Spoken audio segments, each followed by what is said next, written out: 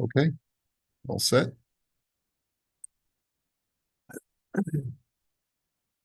Okay, so we're starting a new tshuva today. Ani mishamesh kimoreh hora abi yishuv.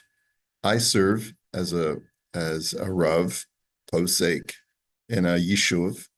V'sholchim elai she'elot b'doar v'tziruf ma'atafa imbul al da'at sheshlach lahem tshuva. People send me shilas in the mail, and they put a self-addressed stamped envelope, a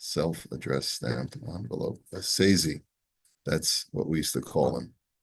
A seizi. That's what they used to call them in the States. Addressed, stamped envelope. Yeah. Imbul al da'at sheshlach lem tshuva, with the objective of having me send them back a response. Now, this is not done today. Today we just send the emails and WhatsApps back and forth.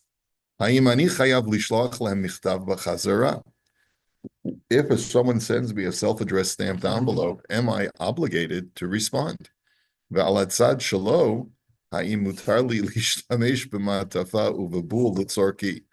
And if I don't have to send them back a response, like if I'm not under any halachic obligation, can I use the envelope and the stamp for my own purposes? I guess, in Israel, every envelope and stamp counts. So Adam just put out postage 25 cents here. But no one uses post mail anywhere. Yeah, that's a lot of good the strike did. It just made us realize how little we need the mail anyway. Although I received, I still get residual checks from the Kuzari from Feldheim. I just received the check from November. Wire it to stop with the mailing. Wire you. They should wire me the money. Yeah. It's true. Yeah, I don't know why they still use So it checks. costs some more Because to they're hoping there'll be a strike, you won't get it, you won't cash it for a while. Yeah. Call and cancel. No, I'll get into it. Yeah. Anyway, so Adam shekibel michtav mitzuraf im bul, pashut shehu lo chayav lishloach michtav b'chazara im eino me'unyan lahashiv lahem tshuva mikol siba shehi. So if a person receives a self-addressed stamped envelope, obviously he has no obligation to send them back a letter in return if he is not interested in giving them an answer. It doesn't matter what the reason is. He can have any reason he wants. He can say, just because you send me an object of value with an expectation that I'm going to do something with it for your benefit doesn't mean I have an obligation to do so. You also don't have to save the stamp and make sure they get it back, because he didn't accept upon himself any obligations of watching over it. He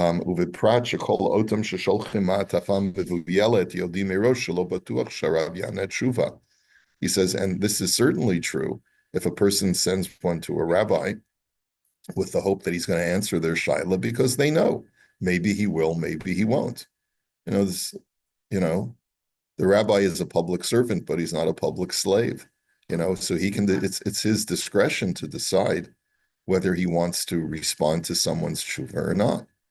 And so they understand that in advance when they send it. And therefore the envelope and the stamp are basically hefker, and you can do with them as you wish. Now, so this is interesting.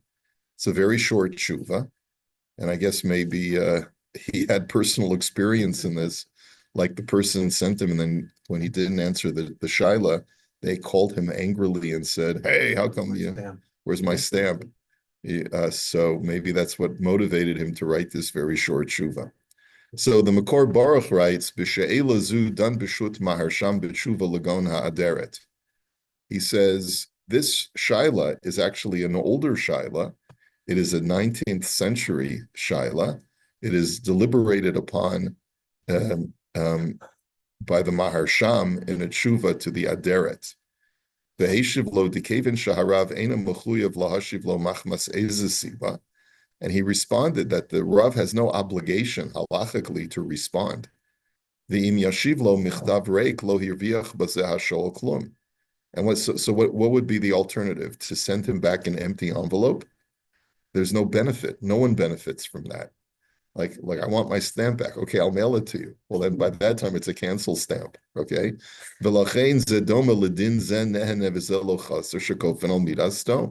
And therefore it's a case of that one party benefits and the other party is not out of pocket.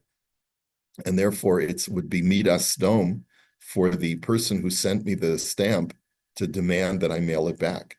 And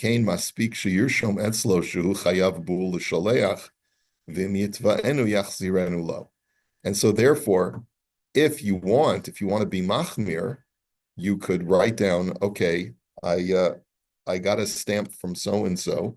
If he ever wants it back, he can come to my house and I'll pay him for the value of the stamp. V'hosif demasha hamaharshak hayamachzir machmas chash gezel asa kein lifnim mishuras hadin ad kan tochen devarav. And he adds the Maharsham that there was another rabbi who did return the stamp because he didn't want to be guilty of theft, but that was lifnim mishuras hadin. That was above and beyond the letter of the law. V'nira kavanasa l'divrei hagon Rav Shlomo Kluger Zatzal shekasav b'shut tuv tam v'das shelo hayameshiv l'shoal lulei sheshalach lo bul v'chashash mishum gezel ayin sham. That Rav Shlomo Kluger was makpid that that he would not respond to the questioner. Lulei sheshalach, he would not have responded to the questioner had the guy not sent him a stamp. But the fact that he sent me a stamp, I felt under the obligation to respond to him, because otherwise it would have been a problem of theft. If that word gets out, then everyone's going to be sending all sorts of questions with the stamp. Yeah, halavai, yeah. V'ayin b'shut divrei shalom she'erich b'zeh v'hela. So he says, I refer you to another sefer called Divrei Shalom, where he expands on this idea. And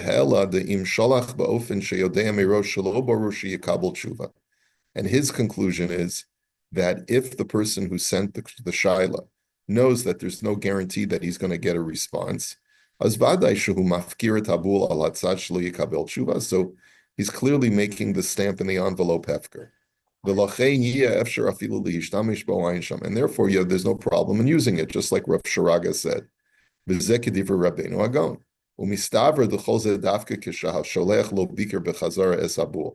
But that's provided that the person sending it did not request for you to send back the stamp. But if he is requesting the stamp in return,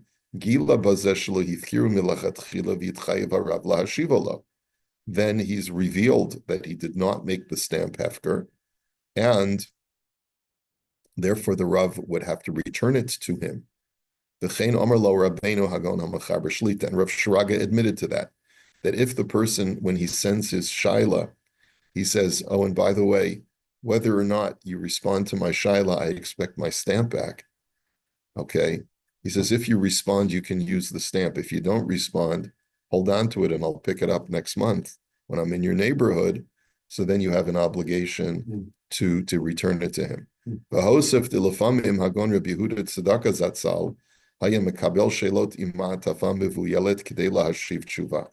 And then he added to us, he said, Rav Shraga, he said that there was a great rabbi named Yehuda Tzedakah, and he used to sometimes get shilas with a self-addressed stamped envelope.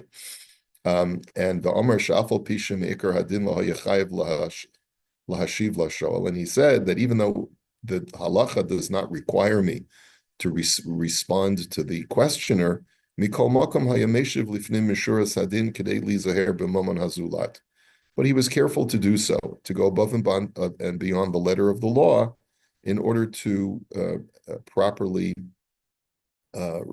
show proper regard for someone else's money. But then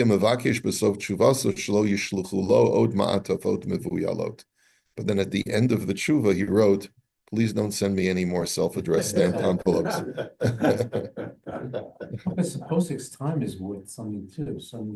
The value of the stamp versus how long it's going to take. Right, that's true, Paul. But, technically, a rabbi is not allowed to be paid for teaching Torah. So that could have been the answer. Rabbi, there is a process a process that's an understanding that if you cross a letter out and say return to sender, you can just put that letter back into the post box and it goes. You don't have to add another stamp. So what would stop the person just closing the letter? You have to open it to figure out what it is. And the stamp is used to go back. And the same stamp that you used. Right, that was return to sent to sender. you is used. You're not allowed to do that. That's Yeah, you still can. no, but you're stealing from the post office, aren't No, you? if you get an No, that's envelope what that that's is. not to you, and it comes to your house, you Right. put return to sender. Or But incorrect this address. was to you. That's right. You might be able to do it, but this was to you, so you're kind of using the system. Well, if you write I return mean, to the sender. system's there. That was already used. I mean, you're talking about keeping. The service is there only if it was sent in error to your home. This was not sent in error to your home. By the way, I've noticed that my postal carrier, the guy who delivers my mail, doesn't pick up the return to senders. Like a lot of times we get mail, most of it is junk mail, but a lot of times we get mail from the Previous owner. previous owner. And my wife crosses out the name and says return to sender. And the guy doesn't pick it up. I just put it back in the mail. No, you're saying you go down the road or whatever. Yeah. Yeah, but we just leave He it. sorts it out when he clears the pickup box. No, puts it back. The rabbi has home delivery. I have home delivery, like I'm a lazy bum, so you know. That's Depends on the house. box stuff. I got a Yeah. box. What? We had a 85 or box, not, so- The players have to go to the I mean, as far as I know, house. he could throw it in the garbage bin at the bottom of the box. I don't know, but I mean, I don't think they sort from like pickup, sort of. Are you allowed to do that if it's something important, put it into the garbage box, not Yeah. put return to sender? I've never checked the bin to find out. I mean. You can't open up the mail. No, it'd be illegal for the So post. at the Postal moment, we're worker getting a to lot of destroy mail it. from somebody who's made LER. So they've directed their mail to us and we're going through and just see what's important for. I mean, I can't believe how much advertising these people get, but that's beside the point. So every time it's just junk mail, I just cross it, say return to sender. Person's left, put it back in the bin, you put it back in the mailbox. Bin or mailbox, that was Freudian. In the mailbox, and so what happens is, I'm expecting that it goes back to the sender. Right. And I'd like to think that they cross them off the mailbox, because it's a waste of money for them. You would think so, yeah. Okay, Is this, Rabbi, is this akin to when tzedakah send you like a little gift, a magnet, or this or that, and you feel guilty not go donating? oh, that that's which they sent that's a you? very good question, Paul. That's what they're banking on, Right. is that you're gonna feel guilty. They sent you such a hush of a gift, a magnet that costs a whole 75 cents. It keeps well- reminding you when you stick it on the fridge that you didn't give anything. So I think from an ethical point of view, you shouldn't be using the magnet if you're not sending them a donation, right? That at least you should do. But let's say you have enough magnets. Right. I got magnets coming out of the wazoo. Who asked you to send it to? I get these magnets all the time, like, who asked you to send it? No. That's you're not mechuyev to give them. But if I'm just saying, if you're going to use it, Maybe you shouldn't use. then you should send them something. If you're not going to use it, just toss it in the trash. And you shouldn't feel guilty at all, because even though they spent money on you, you never asked them to spend money on you. Yeah, Somewhat sensitive. you're going to use it anyway. You're just gonna stick with it, aren't Okay, Better hang on. Could be attracted to it. all right. you? All right, so let's go on to the next one. Hetik misparim shel acher bilato v'al yedei kach zacha. Another seems a little bit obscure. A person copies the numbers from someone else's lotto ticket and then wins. Mileti lotto v'hamocher hetik mimeni et hamisparim shekatavti.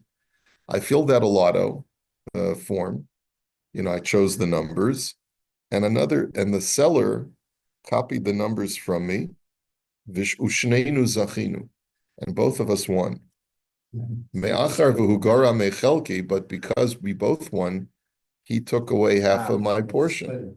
I'm hu chayav l'shalim li et ma she'herviach. Does he have an obligation to pay me? Okay, You can pick any number he discuss. wants. Ref was worth $100. No, but he can pick any number he wants. Of course he But how could. did you know he copied it? I guess he, when you That's submitted the so form, But he how, thought you looked like a lucky guy, I'll do what you just did, but I mean. when he had, the guy, the person who chose the number, has to be the seller, copying his numbers. How does he know he's just gonna buy a random ticket? Right, I don't know how these laws are, but I presume you pick your own numbers. Well, you have a choice. You can do the what's the quick pick. You can do the quick pick where the computer chooses the numbers for you, or you can choose the numbers yourself. We just did a documentary this past Motzei Shabbos about this Holocaust survivor who every week, yeah, about the dancer, he would pick every week the lotto number based on the tattoo on his arm. Yeah. He filled out those were the numbers he chose. And they didn't tell you whether he won or not. Anyway, Miblili hikanes la'etzem hashela ha'imuter lamalos lato olo. He says, I'm not going to get into the shaila whether you're even permitted. Yeah, I was just saying, it's gambling. Yeah, whether you're even permitted to fill out a lotto ticket or not. And so what does the Makor Baruch says? He says, Ein l'Rabbeinu hagadol b'shut yabia omer sheherich bazeh. Rav Ovadia expands on this shaila. Behavi sham sharav hagon Rav Moshe Levi zatzal kasov tshuva lahatir be'or haTorah be'or Torah. He says that Rav Moshe Levi zatzal, I think he was the chief rabbi of Tel Aviv. He said in a tshuva that it would be permitted according to Torah. Avol Rabbeinu hagadol dacha devarav hayin sham, but Rav Ovadia disagreed. Utshuvas hagon Rav Moshe Levi shuv nidvasa b'shut tefila l'Moshe va'od ayin b'shut va'yizra Yitzchak ayin sham sheherichu bazeh. So there's like this whole sichsuch whether it's even permitted for from a yid to buy a lottery ticket. Okay, le'etzem ha'she'ela shehashol milei kama misparim balato ubal haduchan he'etik mimenu et kol ha'misparim. So he says the shaila is you took all the time to fill out a bunch of numbers on your lotto ticket, and the guy in the stand copied all your numbers. Did he in any way take anything from you? Did he take away your zechus, your privilege? Pashut hadavar shebemisparim shadam mimalei ein al zeh zechuyot yotzrim ki ein kan chachma el anichush ba'alma. So it's obvious that with numbers that a person fills out, you have no proprietary rights. There's no copyright on those numbers. Hey, those are my numbers. You can't use my numbers. This almost seems like some kind of sitcom, right? Yeah. It's like a Seinfeld episode. Ke'ein kan chachma el anichush ba'alma. You're not using any special wisdom to come up with that permutation of numbers. All you're doing is superstitious stuff. And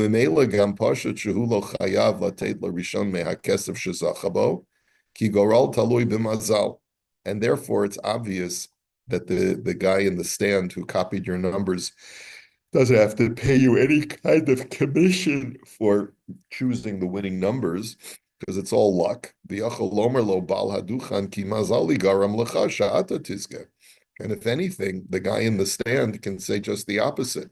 It's because of my mazel that you won, not the other way around. I'm the one who sold you the tickets. That's right, yeah. Yeah. K'moshe nifsak b'shulchan aruch shutafin shehitilu lekis zeh mana b'zeh masayim b'zeh shalosh meos v'hervichu o hifsidu.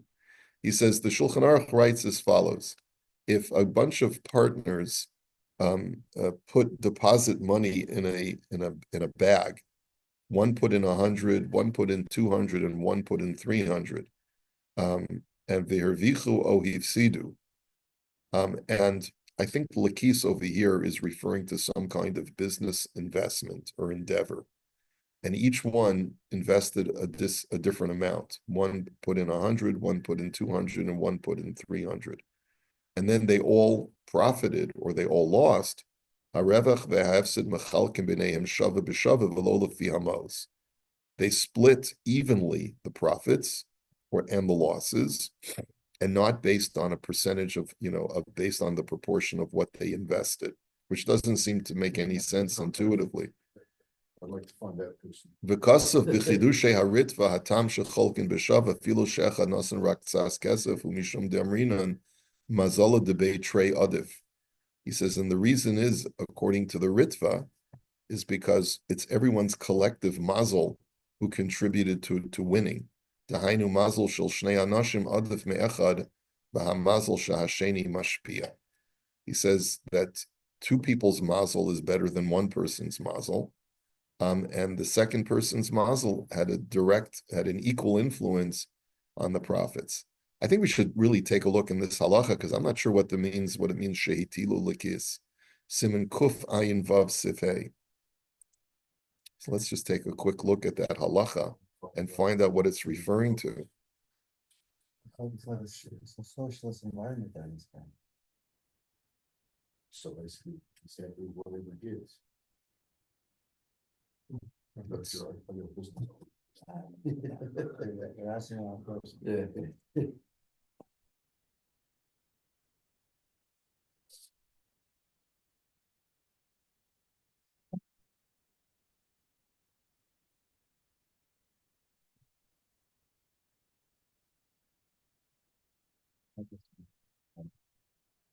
Hashutven shehitilu likis.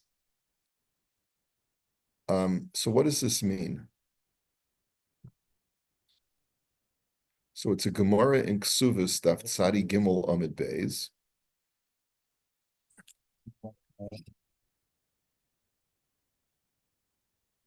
So it's a Gemara in Ksuvas Tzadi Gimel Amid Beis. So let's take a look at the Gemara for 1 second.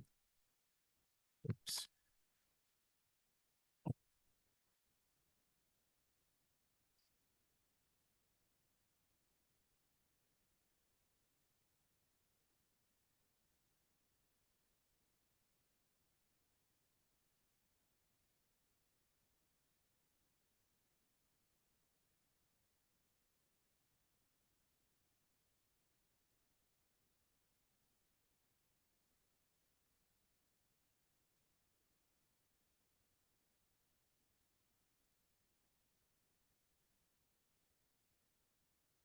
Okay. Omar Shmuel, Shnaim shehitilu likis. It was taught in the Mishnah, 3 individuals who deposited money into a purse, i.e., invested different amounts in a joint business venture. They divide the assets in a similar manner. Shmuel said, in a case of 2 individuals who deposited money into a purse where this individual invested 100 and that individual invested 200, the earnings, profits are divided equally. And Rabbah said, Shmuel's statement stands to reason in a case where they bought an ox for plowing and it was used for plowing. And now they wish to divide the earnings from the work of the ox. Since each part of the ox is necessary in order to plow, each partner's contribution is equally necessary. And that's the rationale to say that they should split the profits equally. And therefore, it's only when they dissolve the partnership that one guy gets his 2/3 of the ox and the other guy gets his 1/3. However, in a case where they purchased an ox for plowing, but it was used for slaughter, and they wish to divide their income for the sale of the meat, this partner takes his portion according to his monetary investment, and that partner takes his portion according to his monetary investment. And Rav Hamnuna said, even in a case where they purchased an ox for plowing and used it for slaughter, the earnings are divided equally. Get that. Okay. Wouldn't it Okay. have to be that they both agree? If they both agree, if the guy who put in more agrees that we'll go 50-50, but I'll put in more, that's fine. If the guy wants to have more, because he split it double the money. You would think so. It doesn't- But this is what the Shulchan Aruch writes. Hashutven shehitilu likis. Partners invest in an investment. Zemana v'zemasayim v'zeshlosh shamos. One puts in 100, one puts in 200, and one puts in 300. V'nis asku kulam b'mamon, and as a result, they have $600 of investment, and they use it all as an investment together, the corporate entity. stam, without any kind of stipulation, upichtu otiru, and they lose money or they profit, haschar o hapachat beinehem b'shava lefi minyanim lo lefi hamos. Then they split the profits or the loss between them equally, divided into three parts, not according to the money that they invested. Now, what's the rationale for this? So the Sma explains, he says,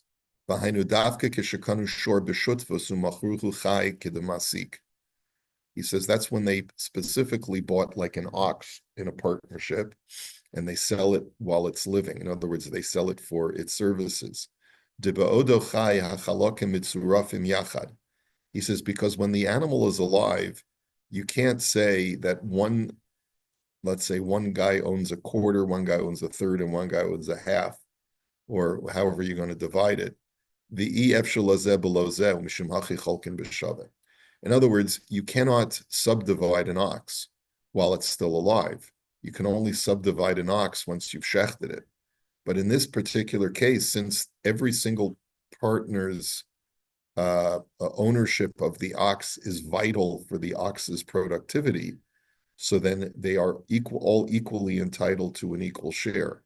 Masha'enkin kishetivachuhu umachru habasar o cholku habasar beinehem kaven de'ena chatichos strichen zelazev omdim lechalek mishum chachi cholken lefima osehem. But when they slaughter the animal and dismember it, so then they divide according to the amount that they had invested. V'lo mibaya kishalakhu. Okay, let me just see.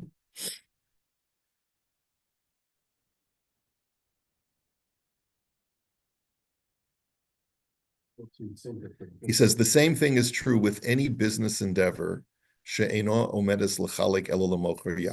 cannot be divided. Let's say a truck that you do business with, or any other kind of merchandise that you're going to do business with that needs to be, you need all of the whole kit and caboodle in order to profit off of it.